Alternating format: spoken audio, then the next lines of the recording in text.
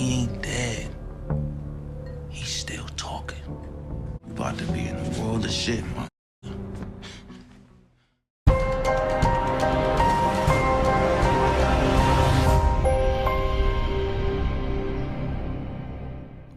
What's up, YouTube? It's your boy Mark Dark, and I'm back with another video. If you're new, if you love power, go ahead, hit that subscribe button. Like the video and leave your theories, comments, everything down below. Now today we're going to be talking about Power Book 3, Raising Kanan, Season 2, Episode 8. This is the recap. Now I'm going to try my best to focus on all the key points in this episode. If I miss anything, you guys let me know down below. And Episode 8 once again gave us a lot of different things. It was a banger, man. It was a banger. I can't wait to see these last two episodes.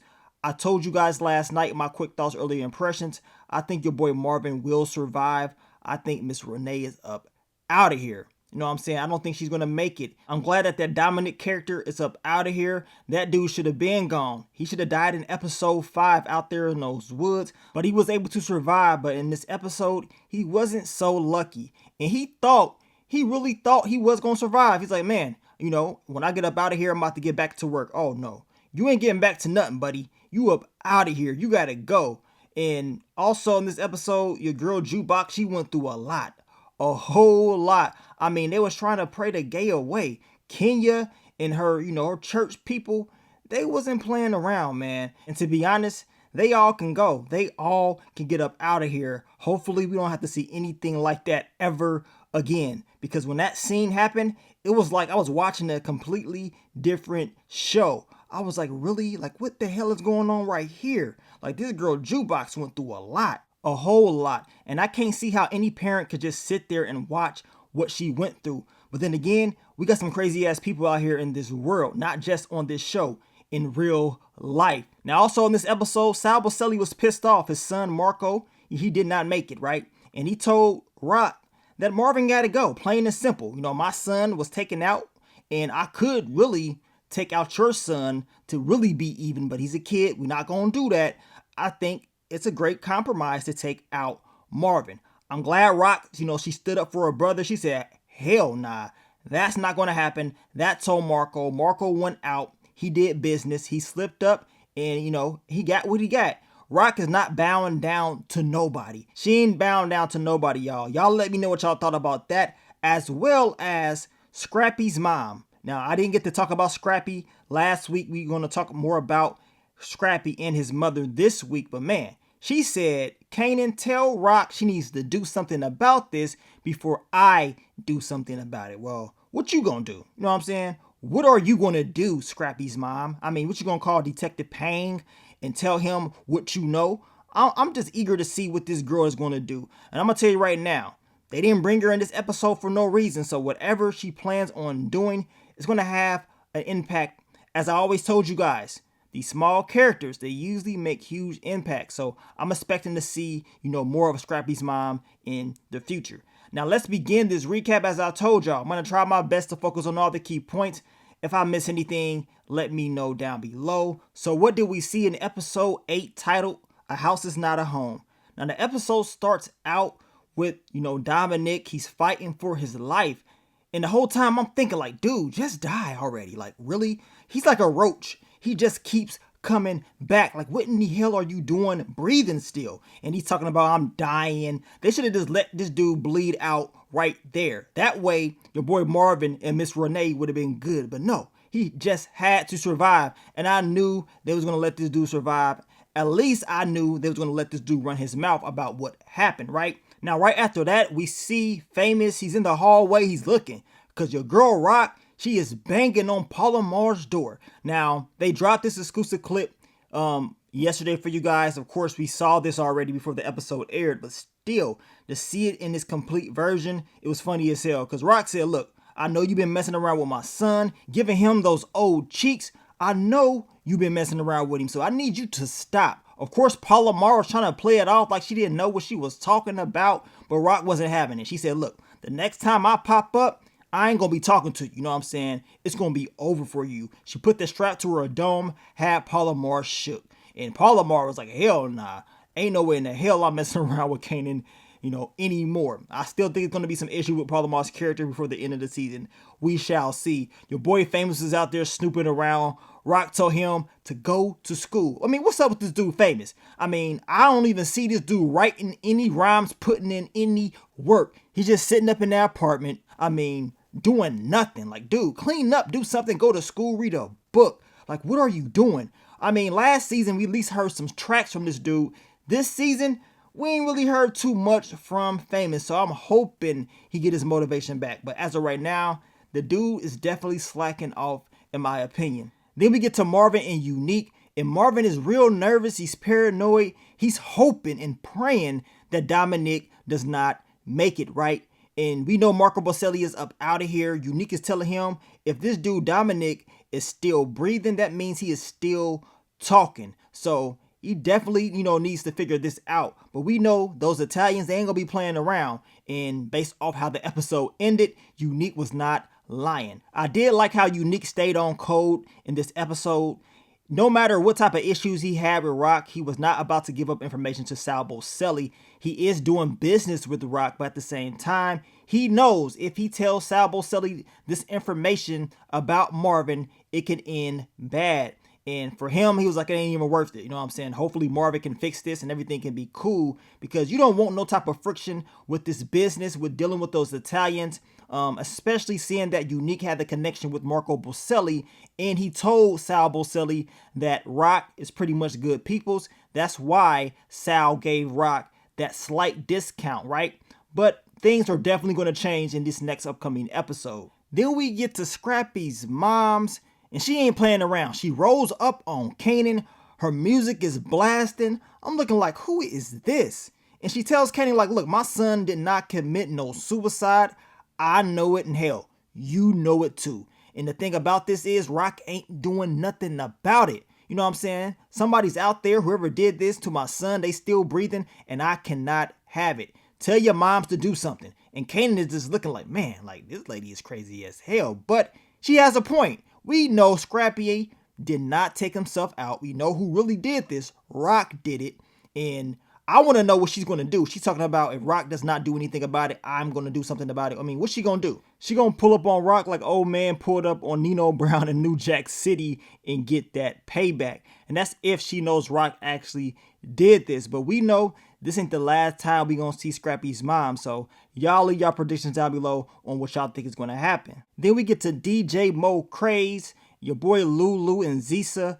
They end up meeting up. Of course, Lulu was like, look, why hasn't, Zisa's song been playing on the radio? Like, what's going on? Already paid you money. Like, what are you doing? This dude's coming up with all these different excuses, talking about Zisa can come on upstairs and pretty much give those cheeks up, and then maybe we can talk about it. Lulu wasn't playing around. Once he said that, Zisa starts smiling. Lulu pulled out the strap and told him, like, look, you gonna play this song and you gonna keep it on repeat. Stop playing around with me. And it seems like this whole relationship between Zisa and Lulu, some of you guys have mentioned, y'all believe it's like a Bonnie and Clyde story. This girl's straight up crazy. I don't see this whole, relationship ending well just based on how everything started. And I still think it's some things about Zisa's character that we don't necessarily know about. And as the show continues to air, I believe we'll get a little bit more intel on her character. Now, we get to Jukebox. Kenya done got this girl skipping school just to come there so they can pray the gay away. And I'm looking like, what the hell is going on? She opens up the door. We got Kenya's peoples all up in there from the church. And you already knew this was not about to end well. I mean, Kenya was looking crazy as hell. I mean, just look at her. Does Kenya actually look like she's going to be doing something good for her daughter? It's not going to happen based on this episode, and hell, just based on her prior actions. But in this episode, she took it up a notch. She was willing to allow these people to do these things to Jukebox. They brought this old ass TV out, and of course they was playing a tape with, some very graphic scenes on that video. And I'm looking like, are y'all trying to pray the gay away or turn Jukebox on? I mean, I just don't get it. It was graphic. And this weirdo right here, this dude can go. Looking like a smoked out Ike Turner. Like, really? You decided it was a good idea to whip her hand, and you was having a good old time talking about tell the Lord to help me. Like, really? you gotta go. Plain and simple, all y'all got to go. Everybody can get it. And once again, we get a better understanding on why Jukebox ended up the way she was in the original Power. I mean, she was going through stuff like this, and we can hear Kanan, he's talking about how, this type of pain, it lasts a lifetime. You don't forget stuff like this, right? And what they did to her was just, it was just straight messed up. So I don't feel sorry for any of those guys if somebody just decides to walk up and smoke them. I don't care about what happens to Kenya. She can get it because she sat there and allowed it to happen. And all the people that was defending Kenya for all these weeks, talking about, oh, she's just, trying to be in her daughter's life. She's changed. Give her a chance. Well, how y'all feel about her now? Y'all still rolling with her? Y'all think it was cool on what she allowed to happen to her daughter in this episode? Because I'm pretty sure y'all feeling differently based on what she allowed to happen to her daughter in this episode. I don't feel sorry for Kenya, and I'm glad that Jukebox got out the car later on in the episode and let Kenya know exactly how she felt about, what went down. Now, we get to Rock and Cartier done, and Cartier, once again, he opens up his mouth and he's talking entirely too much on what's going down. Now, Abraham, the guy that was rolling with Tremont in last week's episode, he ended up getting caught with a strap, and he needed some help. He needed Cartier and his lawyers to help him get out, help him with this whole situation. But Cartier's like, hell nah, y'all gonna have to wait. I'm busy, doing business right now. And he pretty much told them, look at it as some quiet time. And Cartier's doing this on purpose because he didn't like what happened in last week's episode. And he wants to let them know, like, look, y'all need me. You know what I'm saying? But Rock, she's taking note, like, okay, you gonna sit up here and let your boy this rot? I got this. You know what I'm saying? I'm gonna swoop in and, I'm gonna help him out myself. That way, she can show Tremont that she's loyal and that she's willing, to put in work to help her peoples out, especially people that she's going to be doing business with. So this is a great opportunity for Rock to swoop in, and y'all know she took advantage of it in this episode. Now we get to Detective Howard and the captain, and Howard's like, look, I'm tired of Detective Burke going behind my back, snooping, trying to get information on me and my past. He lets the captain know that she's overstepping and something needs to be done about it. But apparently, Detective Burke has her own issues because not only is Nicole's mom on her case, we got Nicole's pops that's applying that pressure. And now it's rumors out there that Detective Burke has been preying on young girls and plying them with drugs. And of course, they believe she has something to do with Nicole's death. So she has a lot of different issues going. On top of that, trying to dig in Detective Howard's, history. That's a bad move on Detective Burke, and we already know the captain is going to let her know about those problems later on in the episode. Now we get to Palomar and Kanan. Famous has told Kanan that Rock came there and she checked Palomar earlier on, and Kanan had to go and check up on her. And he wanted to, have a conversation with her, but Palomar's telling him, we can't talk no more. We can't mess around no more. Ain't nothing gonna happen. And she tells Kanan she knew that Kanan was Rock's son when she approached him the first time. And it was the reason why she was interested in him in the first place, right? And it makes a lot of sense. We talked about Palomar's character and if she would have known Rock in the first place. And, she revealed that she already knew some things about Kanan and Rock. Now, she's like, look, I can't mess around with you. Your mom, she came here. It's over. Kanan is pissed off talking about Rock ain't gonna do nothing. Like, boy, don't lie to her. You know Rock will do something to this girl. She came there already and put a strap to her head. Knowing what Rock has done in the past, you know what your mom is all about. Do not set this lady up for failure because you know that's exactly what will go down if y'all continue to mess around. Now, Kanan is pissed off about this. He goes back and we got nosy ass Famous. And I knew this dude was going to be nosy. He's all in Kanan's back. He's reading, Kanan's note that Detective Howard gave him, and he's like, man, you got a daddy test. Like, why do you got a daddy test, especially about a dad that you already got, which, of course, everybody believes is DEFCON, and, of course, the initials is MH, which we know is Malcolm Howard. And Kanan is like, man, like, dude, like, what the hell are you doing in my back in the first place? This dude was really talking about he was trying to get into some homework. He thought it was his stuff. Like, dude, really? Famous. You ain't been to school in about 2 weeks. You don't do no work. Matter of fact, you don't do nothing. Now, all of a sudden, you want to sit up here talking about you about to get into some homework. Nah, you nosy. That's what it really is. You are a nosy dude. Matter of fact, you're probably looking for some more content to rap about. But Kanan, he was looking at that note, and y'all know he was pissed off just to know that what Detective Howard told him is 100% true, especially after seeing this test. He already knows that this is going to be a problem, and y'all know he wants the real answer to come out of Rock's mouth, but Rock refuses to just be honest and let him know what really happened. Now, we get to Unique and Sal Bocelli. He's pissed off about what happened to his son, Marco. He understands that someone else was there. That dentist, of course, has been running his mouth, and he knows the details, but he knows they need to find whoever else was connected to this. Unique is there, and he's telling Unique that he wants to find out who was working with his son, and once he does, he wants to have a very personal conversation with them. You can tell Unique knows, like, man, this ain't gonna end well. He's hoping that Dominic probably can end up dying, because he knows if he goes to Dominic, Dominic will tell him the truth that Marvin was the one to, of course, set up this thing with Marco Bocelli. Now, we get to Lulu and Zisa. And Zisa, I mean, this girl want to get her cheeks clapped every single hour, it seems like, right? And Lulu, he's thinking about other things. He ain't thinking about clapping those cheeks. But once they start playing Zisa's song, he said, you know what? It's time. You know what I'm saying? It's time. Those Jamaicans, they ain't coming in there, because Cartier Duns allegedly has figured that all out. But I don't know about that, man. I still think there's going to be some issues with those guys.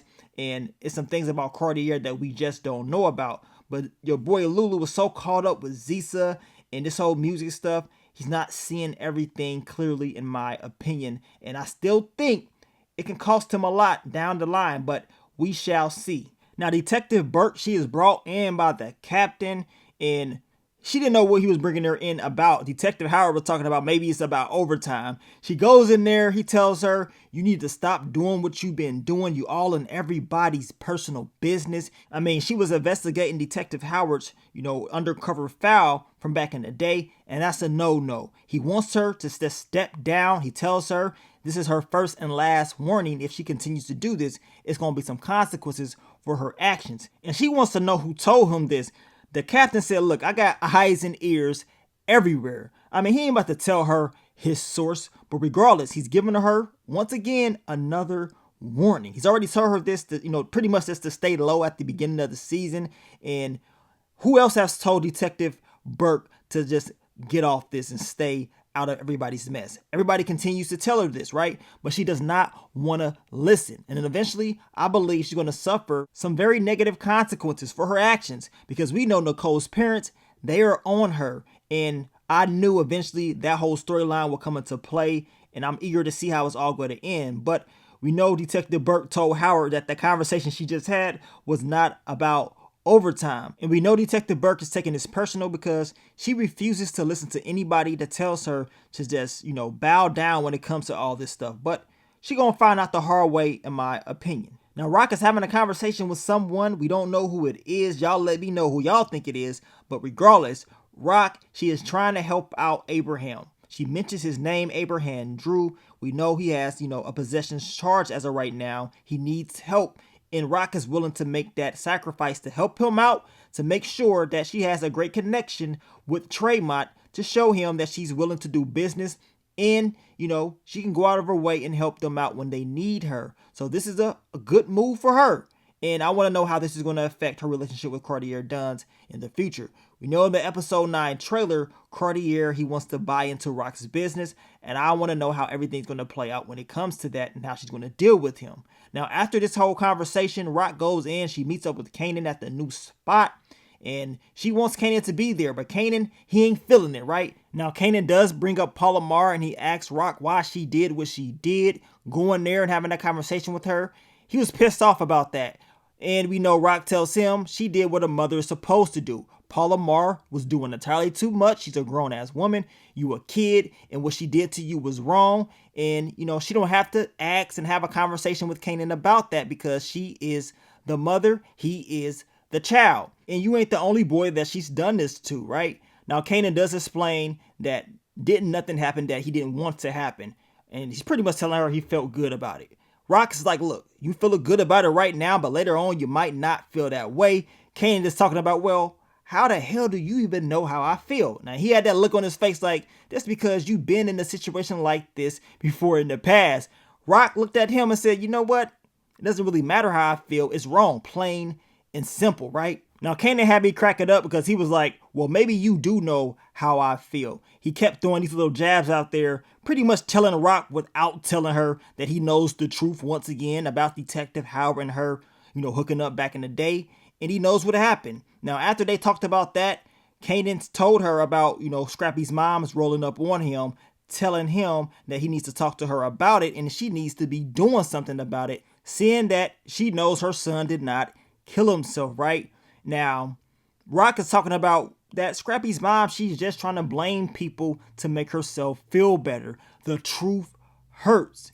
Kanan had me cracking up once again. He said, truth hurts, right? Yeah, it does, because we know what time it is. He knows Rock is going to continue to lie to him because he knows the truth, and he knows that Rock continues to do this each and every time they have these conversations. It's crazy because Rock, she talks to Kanan like, she's going to actually tell him the truth, but she doesn't. And she does tell Kanan if it's something that he wants to tell her, go ahead and just say it. You know what I'm saying? Don't dance around it. And I was hoping and praying that Kanan will pull out that paper and say, look, what the hell is this? This is proof. Like, why in the hell are you lying to me? That's what I wanted him to do, but he didn't do it. They're going to build it up once again, and eventually it's going to happen.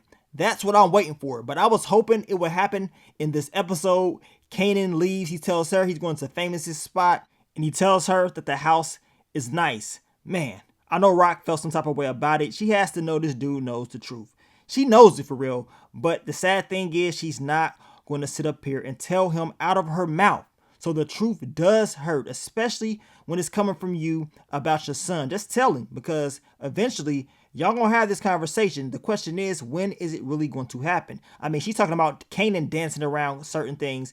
It seems like she's the one doing the dancing, in my opinion. Now, Sal Bocelli gets the information about who was with his son, Marco. Jimmy tells him it was Dominic, and he's pissed off. He is pissed off, like, okay.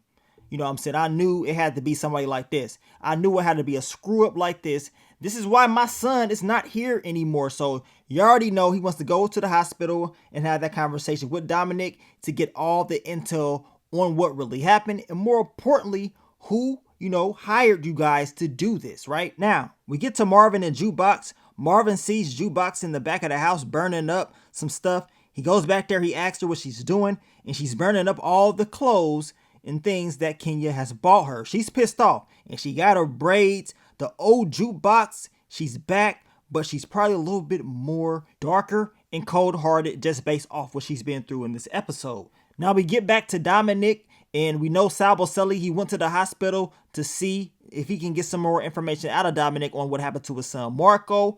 Dominic, he tells him that Marvin was the one to set all of this up in the first place, and now Sal Bocelli is pissed off. The thing about Dominic, old Freddy Krueger, Pee Wee, Ernest Knows Best looking boy, the thing about him is he doesn't want to tell Sal Bocelli he was the one that killed Marco. And he was in there talking about how Jimmy should have just killed Rock in the first place, and back in episode 5 when it was in those woods. And he's telling Sal that once he heals up, he wants to, get back out there and put in that work. Well, you talking about you would die for Sal Bocelli? Well, I guess you really are about to die, because these are your last moments of life. Sal is pissed off. He's telling his boys to make sure that Dominic does not see the sun come up. And he wants them, to have a meeting set up with Rock. He's pissed off, and he wants revenge for what happened to his boy. And Sal tells Jimmy maybe he should have took that shot on Rock, but it didn't happen. Jimmy is telling him, just give me another shot and he'll get the job done, right? Now, they end up going back and they put Dominic out of his misery. Look at him. He's done for. So now we can officially say we smoking on that Pee Wee Krueger Ernest pack. Finally, I'm glad this dude is up out of here, and we don't have to see his funny face on the screen ever again. Then we get to Rock, and look at her. Look at your girl Rock. She's upset Kanan ain't there. She's all by herself. If you think you're lonely now, wait until tonight, girl looking ass. I mean, maybe you should have had a better conversation with your son, Kanan. Maybe you should have just told him the truth about Detective Howard, but you didn't do it. Now you at home and you looking all sad. Kanan ain't there. Symphony, he ain't around no more. And ain't looking too good. I guess that house is not a home, right? Then we get to Marvin and Jukebox. They're going to meet up with Kenya Marvin, he gonna let her know exactly how he's feeling. He ain't having that. Especially after finding out what happened to Jukebox. He tells Kenya, I told you to leave her alone. Of course, Kenya's talking about, well, she is sinning. I'm trying to make sure she's going to go to heaven and all this stuff. Marvin pretty much calls her out on her sins, leaving, him in Jukebox to chase basketball players and stuff like that. She was pissed off, so she slapped him. Jukebox got out the car and she said dad because she didn't want Marvin to end up catching a body out there, because that's probably what's going to happen. But we know Marvin, he's been in his anger management therapy, so he probably would have handled himself. But Jukebox tells Kenya she ain't having it. We know Kenya continues to say, look, I want to save you. Don't you want to go to heaven? This ain't who you is. And Jukebox is like, hell nah. Like, she says that heaven is just some garbage that they sell you about where you go when you're dead, so you can swallow they shit while you're still alive. And Jukebox said, look, I ain't swallowing nothing. I ain't swallowing jack. Pause. But Tony Deep Throat will. We already know Tony Deep would definitely swallow whatever. And based off Kenya's past, she probably did the same damn thing. But now Jukebox tells her, look, I don't need you. I never did. I'm good. I was fine without you. And she tells Kenya that she doesn't love her, right? Because Kenya says, look, I love you. And Jukebox is like, you don't. No, you don't. Like, plain and simple. And then they walk off. I know Kenya was feeling some type of way about that. That whole scene was straight up crazy. The acting, it was great. Haley Kilgore, she does a great job at playing Jukebox. I mean, this whole scene was just incredible to me as far as how they acted it all out. It felt so real. LaToya Luckett, she did her thing as well. And we know London Brown, he always does his thing each and every episode playing Marvin. Now, Kanan did not have any place to stay. Famous didn't want to answer the door. Rock, he was like, hell nah, I ain't staying at home with her. So he went to his pop's house. And Howard, he woke him up, made him some hard ass toast. I know that toast had to be hard just based on how Kanan took a bite out of it. Now, of course, Howard was like, why didn't you go to your mom's? Kanan is telling him like, well, just because she is there. He thanks him for allowing, Kanan to stay there. And he's like, look, you got a back door. I want to slide out the back door because I don't want to see nobody, watching me come out that front door. So we already know this whole thing between Kanan and Rock is serious. And he's just getting sick and tired of her moves and all of her lies. Now, we get to thirsty ass Detective Burke. And you will think after the conversation she just had with the captain that she would stop this. But no. We're talking about Detective Burke. She is taking this very personal, and she is trying to, have a conversation with Rock about Detective Howard's past, right? And Rock ain't going for it. She's like, hell nah, I ain't telling you nothing. I ain't about to sit up here and have no types of conversations with you, because we know Detective Burke, she's just trying to get some information and some type of leverage. But I'm going to tell you right now, Detective Burke, she's asking for a death wish by doing this. People continue to tell her to stop doing this, but she does not want to listen, so we already know she's not going to have the best ending. Then we get to Marvin and Jukebox, and they have a very great conversation, in my opinion. I mean, it's better than what they've been having. And Marvin does want to have a conversation with Jukebox about what happened between the two, but Jukebox is not in the place to, to have that conversation right now. But eventually it will happen. And Marvin is telling her, he's cool. As long as she called him dad, he was good with that. But we already know that conversation will happen. Now, Marvin does tell Jukebox that he will hit her. He was pretty much trying to tell her, like, look, I'll hit you up, whatever. But he told her, look, I'll call you. He told her words matter. So Marvin has definitely learned a lot from anger management therapy. And Jukebox can see it. And she tells him, look, I see it. I can tell that you putting in that work, right? And that's a good thing because Marvin has really been trying this season. It did not start well for him. He fought through it. He stayed consistent when it came to, being at that therapy with Miss Renee. And she put in a lot of work to make sure Marvin did exactly what he needed to do. And we can actually see it paying off. But after this, or after Jukebox got out of the car, y'all know Marvin was upset. He's like, man, I'm stupid. Like, why did I say hit or whatever? You already know Marvin, he's hard on himself. But, it's good to see that out of him. And I'm just happy that the dude is growing and he's making better moves. Now, we get to Kanan and Jukebox. Kanan is telling Jukebox that he's tired of his mother. We saw this exclusive clip a few days back, so we already knew what it was going to be about. But he's tired of Rock. Jukebox does tell Kanan that she loves him, and that Rock is doing certain things because of that reason, but Kanan ain't going for it. He's confused. He doesn't know what to believe based on how Rock continues to move around him, and he's packing up clothes. He's going to go to Famous's spot. Now, Jukebox does tell Kanan the truth. That Famous is over there living like a crackhead. He's not tidy at all. She wants Kanan to pack more underwear because he doesn't even know how to do laundry. You guys let me know, how do y'all see this playing out with Kanan and Famous?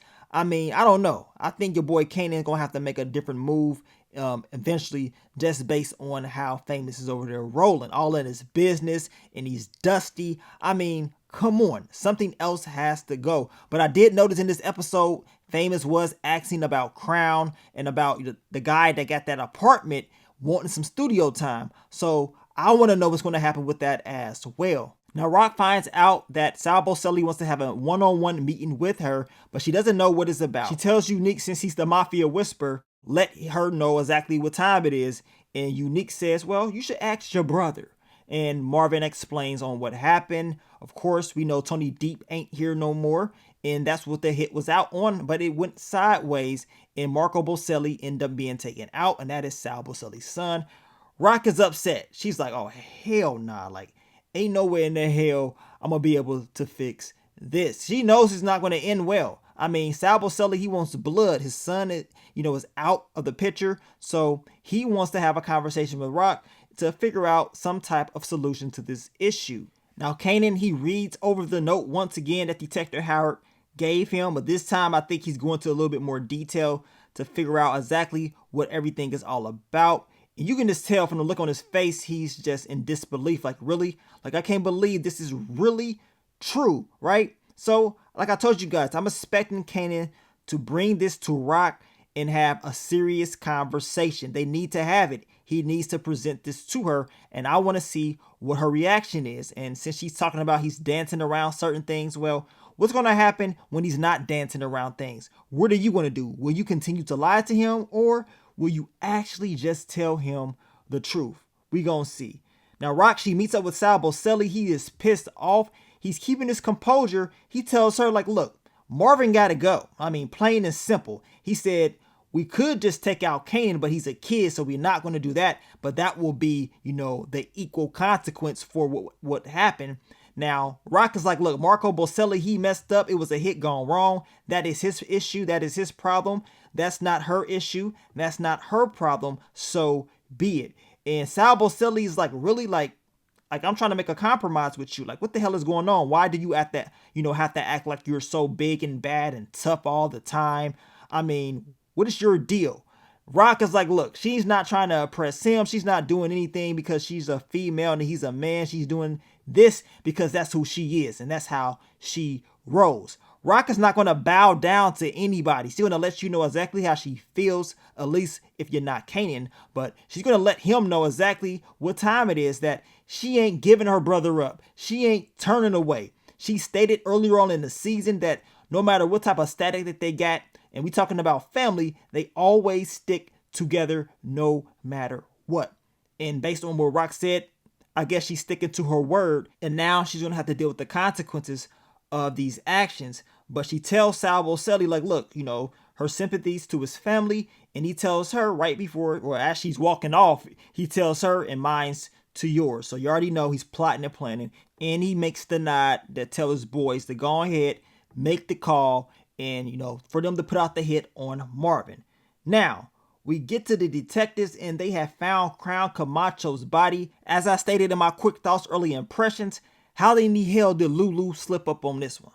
Like, Lulu supposed to have more experience to this, to have this body popping up. This body should not be popping up at all, to be honest with you guys. But why is it popping up so quickly, if anything? Now, I don't know what Lulu's been doing. Well, then again, I do. He's been kicking it with Zisa, clapping her cheeks. I mean, he's been taking his music theme very serious. He's been slipping up with that as well. He ain't been moving the same way. We need that old Lulu back from season 1 before he took out D Wiz, because I don't know what this dude is doing, but he's slipping up, y'all, and he has to snap out of it. He has to do better, because this can cost him. They find out that it's Crown. They see the business card, so they know where to start to look and ask certain questions, right? The question is, How deep will they get into this whole investigation? And will they end up pinning this back on Lulu? Or could it be someone else? We're going to find out. But we know Zisa is a character that if she's questioned, what will she do? We don't necessarily know, but we're going to find out very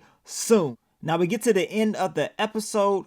Marvin decides that it was a smart move to go and visit Miss Renee, knowing that the Italians is on him, knowing that it's hot. To me, it made no sense at all. Like, what are you thinking? Like, I know I can't be the only one that's thinking this. Like, why would you even go have a conversation with her? I know Marvin was in his feelings because he made that connection with Jukebox. It's been a while.